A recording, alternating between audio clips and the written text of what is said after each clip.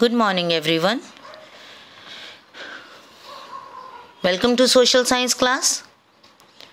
Today we are going to start our chapter 9 from history section, that is medieval period. We all know that history is divided into 3 periods. Those were ancient history, medieval history and modern history. In ancient history, we discuss about the life of early men and after that the development of civilization. Early man के बारे में पढ़ते हैं ancient history में और उसके बाद उन्होंने जो डेवलपमेंट की है उसके बारे में पढ़ा जाता है. Medieval period means the middle age. जो मिडल टाइम पीरियड है, ना तो वो बहुत पुराना है, एंशिएंट है, ना ही वो मॉडर्न है. It is in the middle. ठीक है, मॉडर्न और एंशिएंट के बीच का time, that is medieval history. And modern history, that is we will take the time period of after 18th century. ठीक है, when British came to our country, that time period is called modern history. Okay, so let's start our chapter medieval period. In Europe, the period from 5th to 15th century CE is known as medieval period. Europe में 5th century से 15th century तक का time period medieval period था. There is a difference क्या है कि Europe में कोई और टाइम पीरियड मेडिवल हिस्ट्री का माना जाता है और इंडिया में उससे थोड़ा पहले का. In India the period from 8th to 18th century marks the beginning and the end of medieval period. अब यहाँ पर 5th से 15th सेंचुरी था and hair 8th to 18th century. ठीक है, 3 सेंचुरी प्लस हो गई हैं.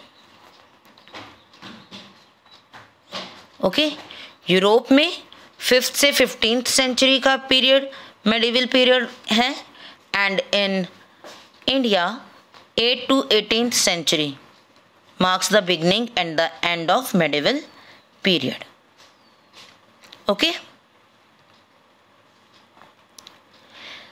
during this period several important changes took place in the social, economic and political structures of Europe, America and Asia. बहुत से social economical changes हुए इस time period में. Before that our country was not involve in the world wide work. जो पूरे world से हमारी country इतनी ज़्यादा इन्वॉल्व नहीं थी. We are self sufficient. हमें किसी की भी कोई ज़रूरत नहीं थी.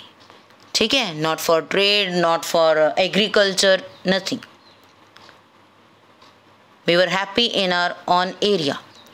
ठीक है, Indian culture had remained aloof from the outside world. aloof मतलब uninvolved, कि हम किसी भी काम में इन्वॉल्व नहीं थे वर्ल्ड के. During the medieval period, Indian culture was highly influenced by change that took place in other countries. These influences are evident in the culture, administration, economy, language, belief of the people even today.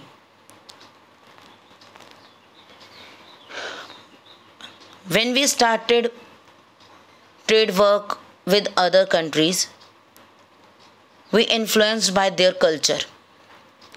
जब हमने दूसरे लोगों के साथ trade work start किया, मिलना start किया, तो हमारा कल्चर उनके कल्चर से इन्फ्लुएंस होने लगा और धीरे धीरे वो चेंजेस हमारी सोसाइटी में, हमारे इकोनॉमी में, हमारे पॉलिटिकल स्ट्रक्चर में भी विजिबल हुए।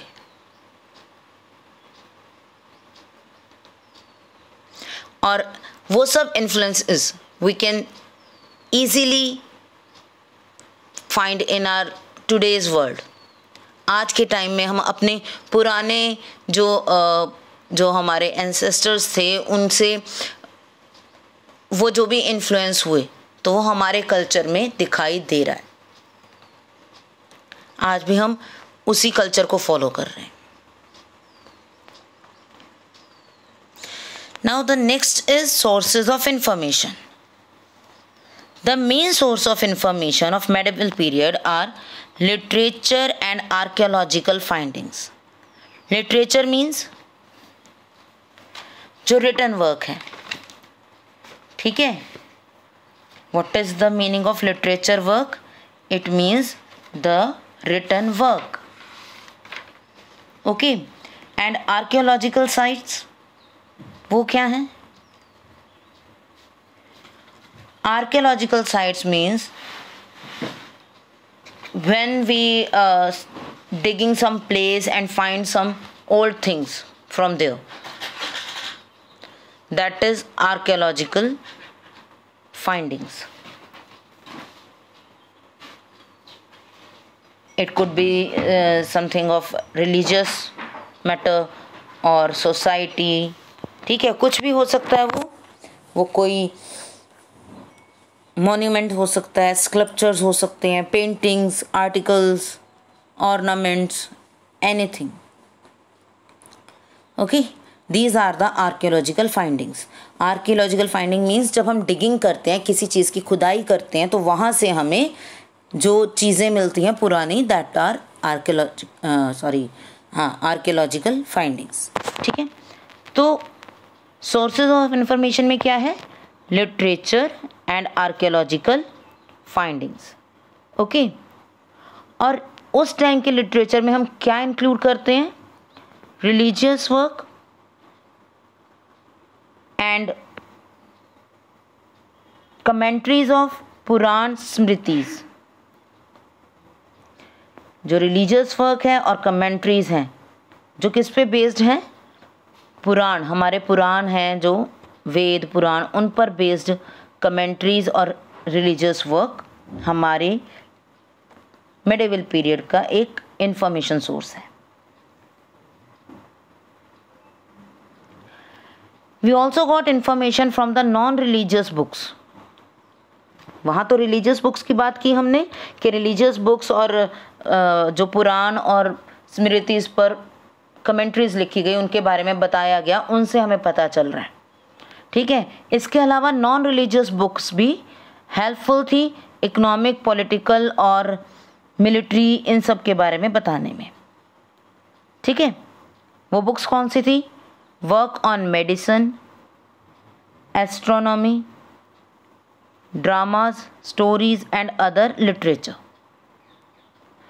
उस टाइम पर कोई स्टोरी लिखी on the condition of that time people, ठीक है। सम ड्रामाज जिसको हम नाटक बोलते हैं, ठीक। तो इस तरह के प्लेज और ड्रामाज और स्टोरीज से भी हमें एंशिएंट टाइम के और मेडिवल टाइम के कल्चर के बारे में इंफॉर्मेशन मिलती है। Orders of rulers and letters, autobiographies written during that period also help to understand the life of people during medieval period। अब जो रूलर्स थे, किंग्स ऑफ दैट टाइम, उनकी life stories, how would they rule, उन्होंने कैसे rule किया और कौन से ऑर्डर्स उन्होंने इशू किए, कौन से ऑर्डर्स निकाले, तो उससे भी वहाँ के टाइम पीरियड का, वहाँ की लोगों की कंडीशन का बहुत इजीली हम जजमेंट कर सकते हैं कि वो किस तरह की लाइफ स्पेंड कर रहे थे. दे वर हैप्पी और नॉट, दे वर रिच और पुअर, और which type of trade work they are doing and what type of agriculture work they are doing. ठीक है. तो ऑर्डर्स ऑफ रूलर्स, किंग्स ने जो ऑर्डर्स निकाले, उन्होंने दूसरे किंग्स को जो लेटर लिखे, अपनी बायोग्राफीज लिखी, ऑटोबायोग्राफीज, तो उन सब से भी हमें रिटन मटेरियल जो जितना भी हमें मिला, तो हमें उस टाइम पीरियड के बारे में इजीली इंफॉर्मेशन मिल जाती है. अब यहाँ पर एग्जांपल्स गिवन है. Prithviraj Raso, it was written by Chandbardai. Chandbardai was a poet in the court of Prithviraj Raso. ठीक है. तो उनके जो ये पृथ्वीराज रासो लिखी, पृथ्वीराज चौहान के ऊपर ये बुक है, उनकी लाइफ स्टोरी है. ठीक है. तो इट इज़ रिटन बाय चंदबरदई, और वो पृथ्वीराज चौहान के बारे में, उनकी एडमिनिस्ट्रेशन के बारे में और उस टाइम के लोगों के लाइफ के बारे में हमें अवेयर करती है, बताती है. और इसके साथ ही आईना अकबरी और अकबर की बायोग्राफी, ट्रैवल अकाउंट, जो फॉरेन विजिटर्स हैं, जो फॉरेन से लोग यहाँ पर आए हैं, उन्होंने अपने डायरीज़ में, अपने बुक्स में जो भी लिखा इंडिया के बारे में, ठीक है, उससे भी हमें हमारे मिडिवल टाइम पीरियड की इंफॉर्मेशन मिलती है. And those were Ibn Battuta and Marco Polo. Okay, these are the foreign visitors. Ibn Battuta, Marco Polo, Bernier, ये सब फॉरेन विजिटर्स थे. ह्यांग तसान, ठीक है, और दूसरे भी बहुत सारे चाइनीज़ ट्रैवलर्स इंडिया में आए और यहाँ आकर उन्होंने इंडिया के बारे में इंफॉर्मेशन दी. ठीक है, अपने इंडिया के बारे में लिखा. और in today's time period it became the source of information of our country. Clear? The significant achievement of this period was popularity and availability of paper. Before that, paper was not there and it is not easy to write. They used palm leaves to write on that. ठीक है. तो medieval period में सबसे important achievement क्या थी हमारी, सबसे significant achievement क्या थी कि हमारे पास पेपर अवेलेबल था. Okay, the availability of paper. And it encouraged the writing of records. लोग ज़्यादा से ज़्यादा लिखना स्टार्ट हो गए. उन्होंने अपने जो फीलिंग्स थी उनको एक्सप्रेस करना स्टार्ट कर दिया through writings, just because of availability of paper. Rulers, temples, monasteries collected these manuscripts, which are major source of information about this period. Temples ने, रूलर्स ने, मोनेस्ट्रीज ने इन मैन्यूस्क्रिप्ट्स को कलेक्ट करना स्टार्ट कर दिया.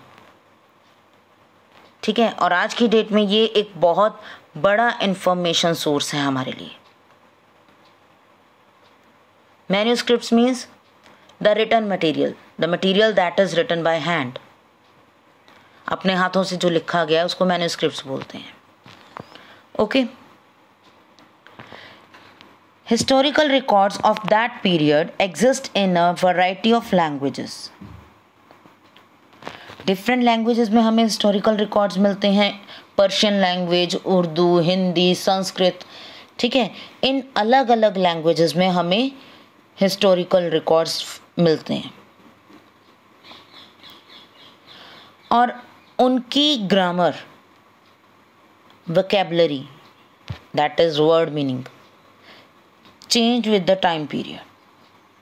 There is an example for that कि Hindustan is referred by some people as a place where Hindus live. Hindustan किसे कहा जाता था? उस एरिया को जहाँ हिंदू रहते हैं। But today many people take an exception of the world and want to refer to it as India only। अब हम इंडिया को हिंदुस्तान नहीं कहते हैं, क्योंकि अगर हिंदुस्तान सिर्फ हिंदुओं की रहने की जगह है तो यहाँ तो हर रिलीजन के लोग हैं। ओके, तो वर्ड्स चेंज कर दिए, वोकैबुलरी जो है वो चेंज कर दी। अब लोग क्या कहना पसंद करते हैं हमारी कंट्री को? India. According to our constitution the name of our country is India, that is Bharat. ठीक है, हमारे दो नेम हैं, India in English and Hindi में Bharat. Hence, terms that are used in different contexts at different time take into account the cultural, social and political condition। तो time के साथ साथ जो चेंजेस हुए वो कल्चरल, सोशल और पॉलिटिकल कंडीशंस पे बेस्ड थे। एक टाइम पर जैसा कल्चर था उसको उसी के अकॉर्डिंग नेम दिया गया, जिस तरह के लोग रहते थे उसके अकॉर्डिंग नेम दिया गया। तो ग्रामर भी चेंज हुई, वोकैबुलरी भी चेंज हुई और वर्ड्स के मीनिंग भी चेंज हो गए। ठीक है, टाइम के साथ साथ धीरे धीरे ग्रेजुअली हमारे जो कल्चर है, हमारे पॉलिटिकल कंडीशंस थी, हमारे सोशल कंडीशंस थी, उनमें चेंजेस आए और उनके बेस पर ये सब हमारी लैंग्वेजेस में चेंज आते गए।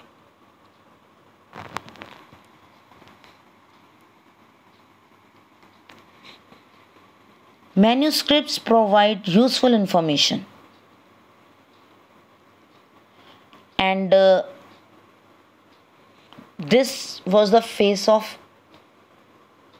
development. People moved from their places in search of jobs. The movement of people in search of opportunity resulted in exchange of ideas regarding agriculture, weaving, food, etc. Everyone wanted to earn more and more and more. For that, they moved from one place to another.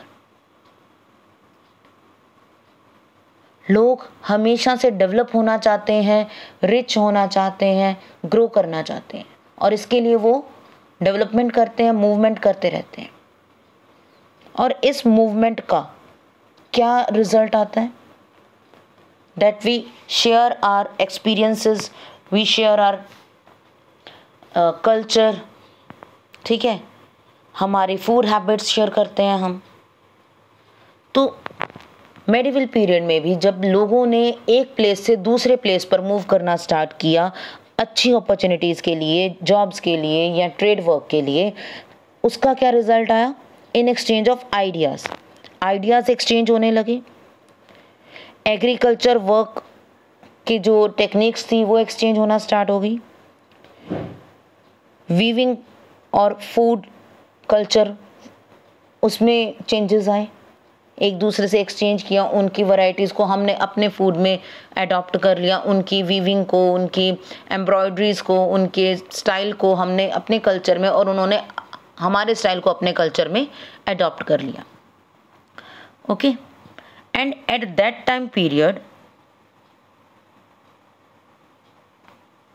जो Persian wheel और spinning wheel है वो भी develop हुए और ऐसी बहुत सारी न्यू टेक्नोलॉजीज जिससे वर्क इजी हो सके वो डेवलप हुई। Persian wheel and spinning wheel. Spinning wheel मतलब स्पिन करने के, जिसको चरखा बोलते हैं, स्पिनिंग व्हील। और पर्शियन व्हील जिससे पानी निकाला जाता है उसको। ओके, आपने देखा होगा कुरुक्षेत्र में धरोहर के बाहर जो वो है व्हील सा बना हुआ जिससे वेल में से वाटर कलेक्ट किया जाता है, दैट इज पर्शियन व्हील। तो इस तरह की न्यू टेक्नोलॉजीज डेवलप की गई to make their work easy.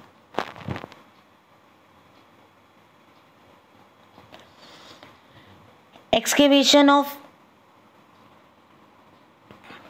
medieval towns, sarai, villages along with paintings, monuments, sculpture, coins and inscription gave us a lot of information। अब हमें information कहाँ कहाँ से मिल रही है? We get information from literature work, जिसमें हमने अभी डिस्कस किया कि it could be religious books or non-religious books. Those are based on medicines or dramas or stories. ठीक है, और रूलर्स के ऑर्डर्स, उनके लेटर्स, उनकी बायोग्राफीज, ट्रैवल अकाउंट, ये सब लिटरेरी वर्क है, रिटन वर्क. ठीक है, और आर्कियोलॉजिकल साइट्स में we just excavated the towns, sarais, villages, monuments, sculptures, coins, ये सब चीज़ें हमें इन्फॉर्म करती हैं about the different aspects of the society and culture. उस टाइम की सोसाइटी कैसी थी, वहाँ के लोग कैसा कल्चर डेवलप किया हुआ था उन्होंने, ये सब चीज़ें हमें इन सब एक्सकेवेटेड साइट्स, जो आर्कियोलॉजिकल साइट्स हैं, उनसे पता चलती है. Okay, so this is about the medieval period, कि हमें मेडिवल पीरियड में कहाँ से इंफॉर्मेशन मिली, हमने उसके बारे में जो हिस्ट्री लिखी है, from where we got the information about the medieval period. Okay, so that's it in this chapter. It is very much short chapter, तो आप इसे रीड करेंगे and try to find out book exercise and part D. So that's it for today. Thank you and have a nice day.